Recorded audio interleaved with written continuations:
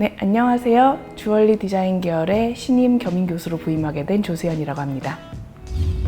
일단 컨셉에 맞는 어떤 경우에는 아이템을 먼저 정하고 예를 들면 목걸이를 내가 만들어야 한다라든지 아니면 브로치를 만들어야 한다든지 그런 식으로 아이템을 먼저 정하고 거기에 또 어우러져서 그때에 맞는 컨셉을 정하게 되죠. 예를 들면 계절을 잘 반영하는 주얼리를 만들고 싶다든지 그래서 그런 주제에 따라서 디자인을 진행하게 되는데요.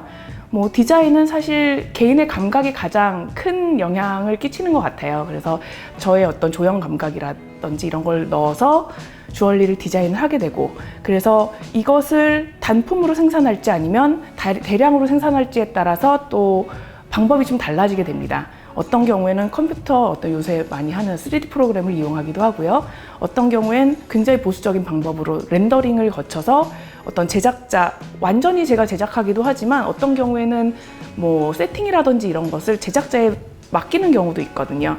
그렇게 맡기게 되면 그 제작자와 협업을 할 수 있는 어떤 자료들을 만들고 그래서 제가 결국에는 제가 초기에 디자인했던 것이 실물로 구현되는 주얼리를 완성하게 됩니다.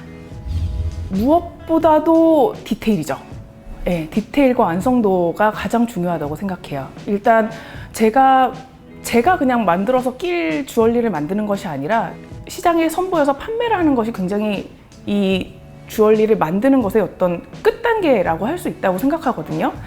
그렇기 때문에 디테일 있고 어쨌든 작은 가격의 주얼리를 파는 것이 아니니까요, 보통. 그렇기 때문에 디테일 있고 완성도가 높은 그래서 갖는 사람들이 이것은 정말 something special이다 이렇게 느낄 수 있는 것을 만드는 게 중요하다고 생각해요.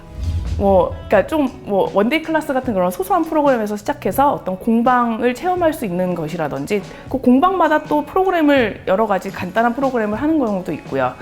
그래서 그런 곳에서 자기 정말 적성이 맞는지 사실 여기에 관심 있는 학생들은 자기가 만드는 걸 어떤 걸 좋아한다는 걸 이미 알고는 있을 거예요. 근데 좀 더 구체적으로 내가 주얼리 디자이너로서 이게 내 일이 맞는지 궁금한 분이라면 그런 것들을 좀 체험해 보는 것을 추천드립니다.